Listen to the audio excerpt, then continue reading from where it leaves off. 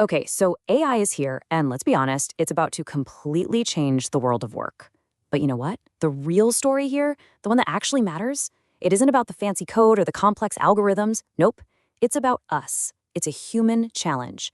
And the biggest question of all is, are we actually ready for what's coming? I mean, get this. Some studies are suggesting that up to 60%, 60, of all white-collar, knowledge-based jobs could be seriously impacted or even automated by AI.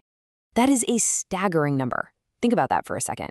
Which, of course, brings us to the big critical question. Are we, our companies, our society, are we really ready for this? Well, the answer, if you look at some pretty sobering research from McKinsey, is a huge, resounding no. As of 2025, just 1% of organizations have actually reached what they call AI maturity. Now, what that means is they've actually managed to weave AI into how they work and get real value out of it. 1%. That number just screams that there's this massive, massive disconnect between all the hype we hear and what's actually happening on the ground. And that really gets us to the heart of what we're talking about today, what I'm calling AI's great paradox. See, there's this giant gap, this chasm, between what the tech can do and how prepared we actually are to use it well, responsibly. That's the automation readiness gap. So this really frames the whole conflict perfectly, doesn't it? On one hand, you've got this incredible, almost limitless potential of AI automation. And on the other hand, well, you have us, our organizations, with just shockingly low readiness. And listen, understanding why this gap exists is absolutely the first step if we're ever going to solve this thing. All right, let's actually dig into the data here.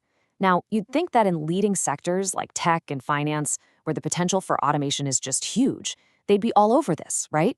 But even there, AI maturity is still only kind of high to moderate. And then you look at a supercritical field like healthcare. Wow, the readiness gap is even wider. So much potential, but really low maturity, mostly because of huge challenges like data governance and training. You see the pattern here? It's pretty clear no matter where you look. So what is holding everyone back? What's the big roadblock? Well, it's probably not what you're thinking. And the sources on this are crystal clear. The biggest obstacle isn't employees pushing back. In fact, a lot of the time, employees are pretty eager to get their hands on this stuff. No, the real failure here, it's at the top. We're talking about a lack of bold strategic leadership, a messy data strategy, and just a total failure to manage the human side of all this change. So with all this pressure mounting, what are a lot of leaders doing? They're reaching for what seems like the easy button, even if it's a brutal one: mass layoffs. But here's the thing. This whole strategy, it's built on a really dangerous fallacy. So check out this flawed logic. A 2025 survey of global execs found that most of the job cuts being blamed on AI, they're being made in anticipation of what AI might do in the future. It's not because AI has already come in and made everyone super productive. It's a totally reactive move driven by guesswork and speculation, not by actual strategy or real results. And this creates a just awful downward spiral. I mean, think about it. Step one, a company lays people off before the AI is even up and running. What happens next? Morale completely collapses, cynicism takes over, and that in turn makes it almost impossible to get the AI working effectively. And the punchline?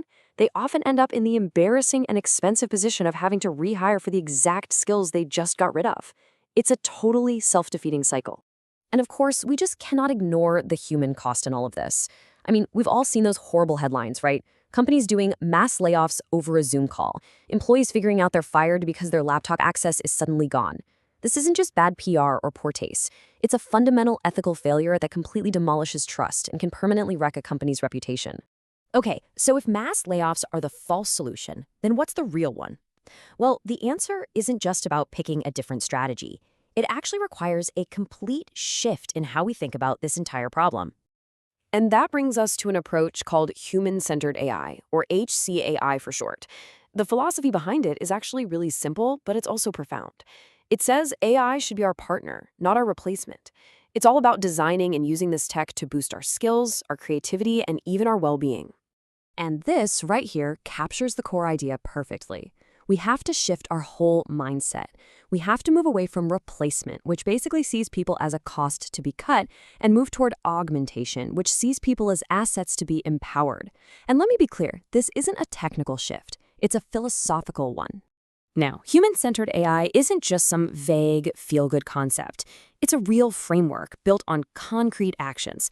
Things like designing with empathy for the user, making sure the AI is transparent and we can understand how it works, committing to ethical and inclusive design from the start, and building in a constant feedback loop for improvement. And hey, this isn't just a theory. Let's look at the manufacturing sector, for example. A pretty remarkable 89% of organizations there expect AI to augment their human workforce, not replace it.